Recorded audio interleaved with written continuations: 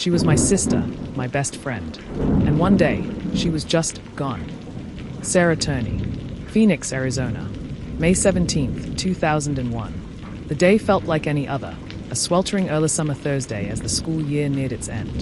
17-year-old Alissa Turney was excited. The bubbly, outspoken high school junior had just finished her last day of school at Paradise Valley High and was looking forward to a 3-day weekend. That morning, she told friends she had plans for the night, maybe a party. She was ready for summer, but she never made it. That was the last time anyone saw Alissa Turney alive. Alissa was picked up from school early that day by her stepfather, Michael Turney. He said they had lunch together at a local fast food joint, then went home. He claimed they had an argument, and afterward, she stormed off, leaving a note that said she was running away to California. That note would be the only supposed clue to her whereabouts. It was written neatly on notebook paper. The words, "Dad and Sarah, when you dropped me off at school today, I decided that I really am going to California. Sarah, you said you really wanted me gone, so now you have it. Dad, I took $300 from you. That's why I saved my money." To anyone else, this might seem like a clear runaway case. But for those who knew Alissa, especially her younger sister Sarah, it didn't sit right. The Turney household was far from picture perfect. Michael Turney was a former deputy sheriff turned electrician. Paranoid, controlling, and deeply suspicious of the world around him, he often recorded every phone call in the house and installed hidden surveillance cameras throughout their home. He claimed it was for safety. Others felt it was a form of domination. Sarah, then just 12 years old, idolized her older sister. Alissa was vibrant, popular, and had a sharp tongue. But she also carried an air of unease, like she was always walking on eggshells around their father. There were whispered conversations, moments where Alissa would hint at something darker, something off, about the man they called Dad. When Alissa vanished, something strange happened. No one really searched for her. Michael Turney told police she had run away, even mentioned she had an aunt in California. Law enforcement treated it as just that, a typical teen runaway. No Amber Alert, no search parties, no canvassing of neighborhoods, no forensic investigation at the house. Even stranger, Michael seemed calm. He claimed to have received a call from a California number days later. He said it was Alissa, telling him to leave her alone. He never reported the call at the time. No phone records were provided. Years later, that phone call would be just one of many inconsistencies in his story. Sarah Turney was just a kid when her sister vanished, and she believed the story at first. But as the years wore on, that belief eroded. It was in the details. The runaway note written in a style too perfect for Alissa. The $300 supposedly taken. Yet Alissa had never spoken of saving money. The fact that Alissa left behind her cell phone, makeup, and most of her clothes. And that she never contacted a single friend, not even her boyfriend. Sarah began to question everything she'd been told. And the more she looked, the darker things got. Years later, when Sarah gained access to some of Michael Turney's files, she discovered something chilling. He had recorded nearly every phone call in the house for years. Every call, except the one he claimed was from Alissa, from California. That call simply didn't exist. Why was there no record of the one phone call that could prove she was alive? Why did her stepfather, the one man who was last seen with her, hold the only story and control the only evidence? Something was deeply wrong. And Sarah Turney was just getting started. I grew up believing my sister left because of me. But when I started asking questions, I realized the truth was much worse. Sarah Turney. The Turney house was not a normal home. On the outside, it looked ordinary, suburban, quiet, even comforting. But inside, it was a fortress of paranoia. Michael Turney had cameras in almost every room. He recorded phone calls, monitored movements, and even logged his children's daily routines.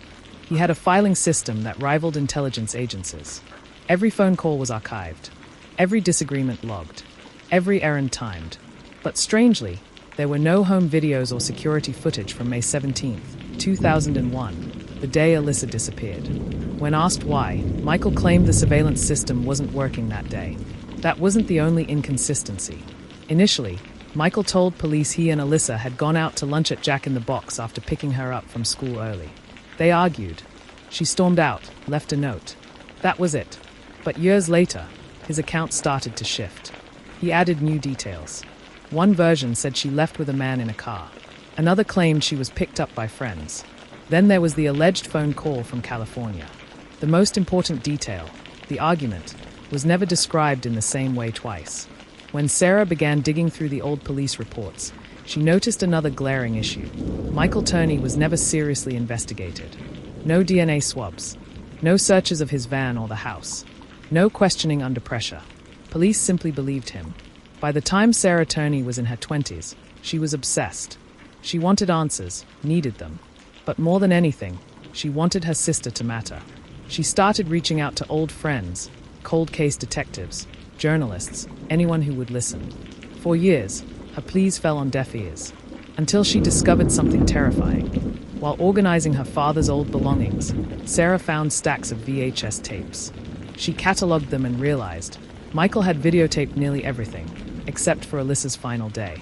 But what she found hidden among the tapes was even more disturbing. A written manifesto.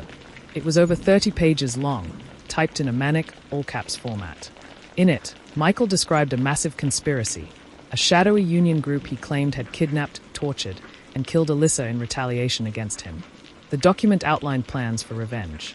And then came the most chilling revelation. Michael had stockpiled weapons, homemade explosives, silencers, assault rifles, even a remote detonation device. He described a plan to attack a local union hall and kill multiple people. He believed he was being watched. He was preparing for war. In 2008, the FBI raided the Turney home after receiving a tip about the explosives. What they found was staggering. 26 pipe bombs, dozens of firearms, a detailed plan to commit domestic terrorism. Michael Turney was arrested, not for Alissa's disappearance, but for the explosives. He served just over 7 years in federal prison. Not once during that time was he charged or even formally questioned about his stepdaughter's disappearance. In 2017, Sarah Turney had enough. She launched a podcast called Voices for Justice, putting Alissa's case in the spotlight. She took to social media, particularly TikTok, to tell her sister's story to a new generation. Her videos went viral. Her podcast drew national attention. People began demanding answers. Podcasts like Crime Junkie, The Generation Y, and major news outlets started covering Alissa's story. The momentum Sarah built was unstoppable. In 2020, under immense public pressure, the Phoenix Police Department reopened the case. Detectives combed through old evidence. Prosecutors reviewed testimony. And for the first time, they began to speak publicly about what they really believed happened to Alissa. Despite the absence of a body, they believed she was murdered. And the prime suspect, Michael Turney. On August 20th, 2020, nearly 2 decades after Alissa vanished, Michael Turney was arrested and charged with second-degree murder. Sarah Turney stood outside the courthouse that day, shaking, tears in her eyes. She said only one thing to the press. "This is for Alissa. This is just the beginning." But the case was far from over. Would justice finally be served? Or had the truth disappeared along with Alissa? Let's us meet in part 2.